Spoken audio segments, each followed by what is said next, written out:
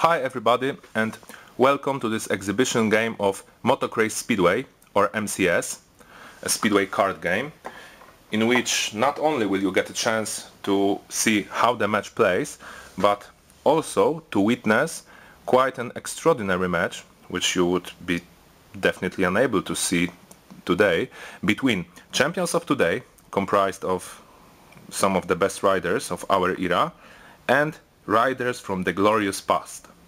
These may not be the best riders of the glorious past, however, these were my childhood heroes, and what's more, I wanted to have each rider represent different country.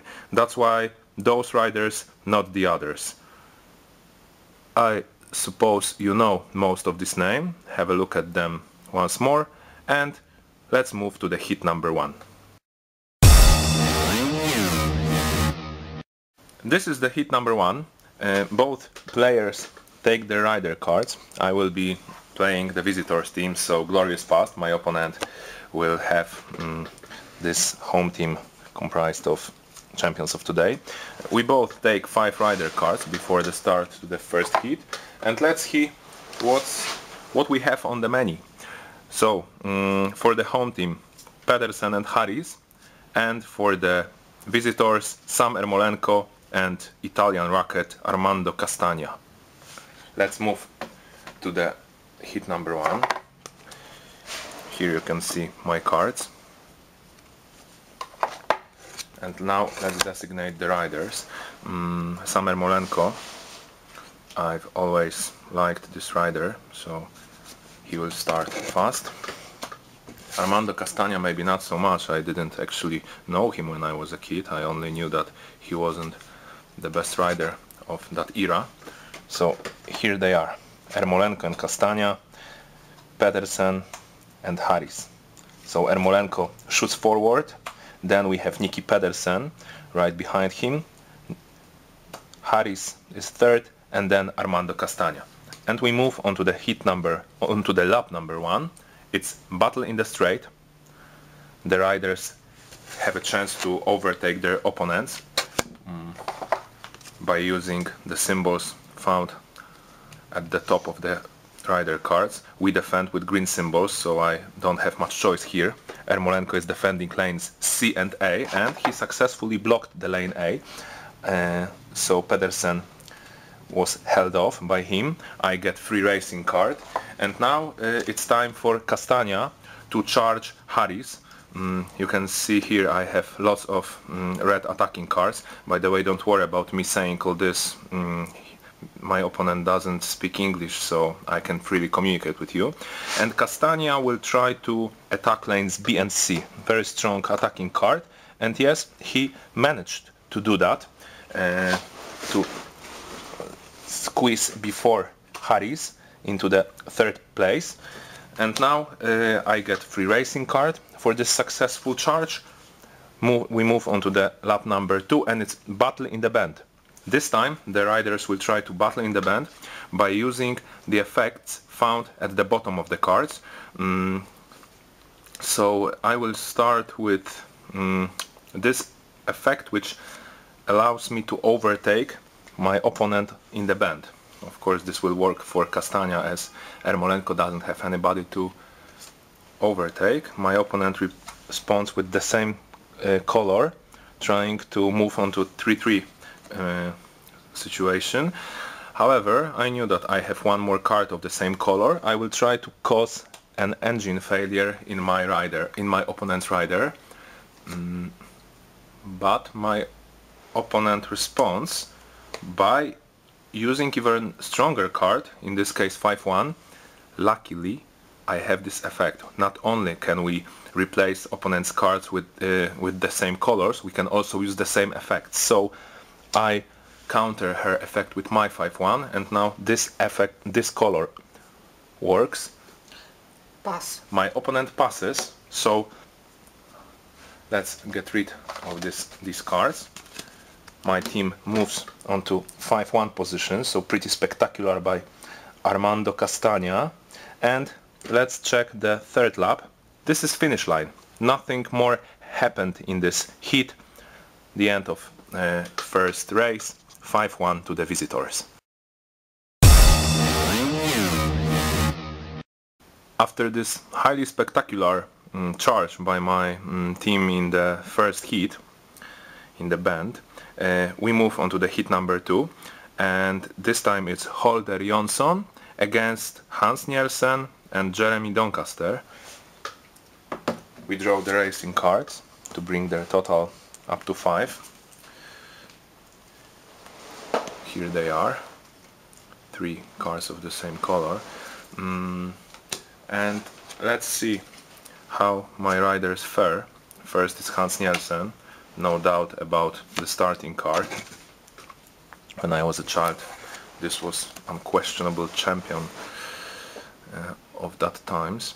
And Jeremy Doncaster, didn't know him that much. I liked him though. I never knew what he looked like, since we had no magazines with colorful photos during that times. And Hans Nielsen shoots forward.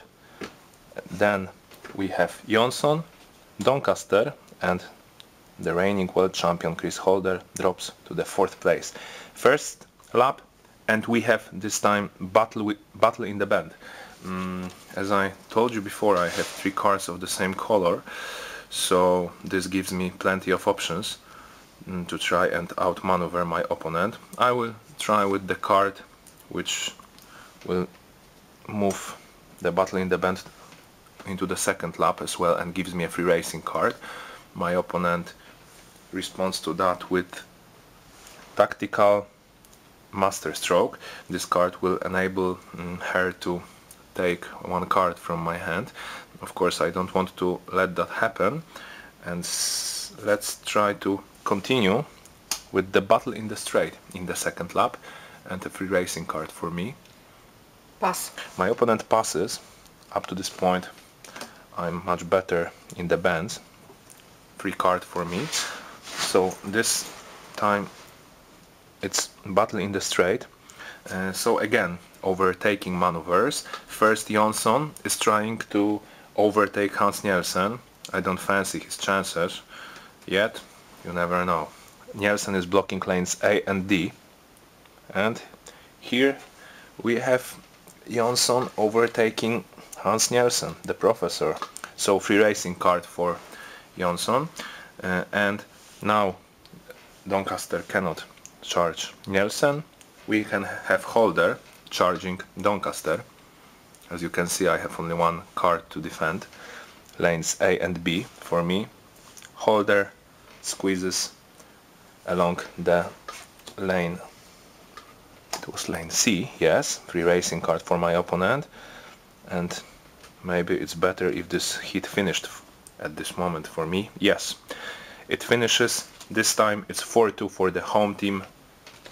Holder, Nielsen, Jonsson, Nielsen, Holder, Doncaster. After 5-1 defeat in the first heat, the hosts have responded pretty well to that. We have 5-7 in the match, and now in the heat number 3 we will have former world champions Tomasz Golob and Greg Hancock against Jimmy Nielsen and Mitch Shira, 2 of my favorite riders along Samer Molenko in the past. So I would like to keep them together, I think.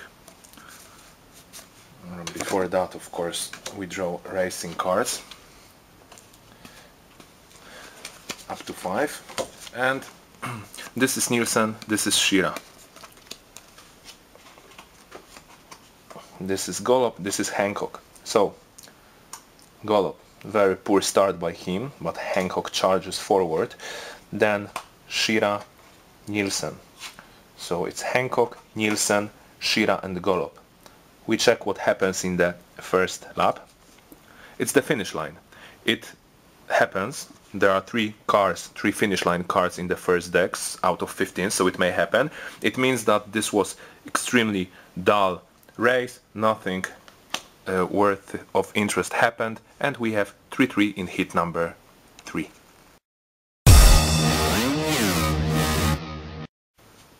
Welcome back after 3 heats. Since in the heat number 2 we had finish line in the first lap, both players can replace as many cards from their hands as they wish. As you can see, I have 4 cards of the same color. This makes me pretty vulnerable in the bend if I don't start. That's why I would like to replace 2 of them. And now let's see what the score chart looks like at the moment. Here are the points for the champions of today and the points for the glorious past. By the way, the glorious past is still leading by 2 points, 8 to 10, and we move into the heat number 4, in which we will have Holder and Jonsson riding against Ermolenko and Castagna. In the first heat they won 5-1, so I'm hoping for the repeat of that feat. This time the cards for white rider are much stronger, so Castagna will start strong, and I can't do that to Ermolenko. That's why I will start with this card. We reveal the cards, and we have again fantastic charge by Jonsson. Holder goes second, Castagna is third, and Ermolenko fourth. Not too good for my team. And we have battle in the band. So it's good that I replaced those cards, since now my opponent is starting the battle in the band because her rider is in the lead. And she starts with the finish line. So she's trying to finish this heat instantly after this first lap. As you can see, I don't have any colors to respond to that. This is awful situation for the band, only 2 colors available. I could however counter it with the same effect, but in this case it wouldn't make too much sense because it would end the heat anyway. That's why I must accept her choice, allow this heat to finish. It's 5-1 to the home team. We finished the heat number 4.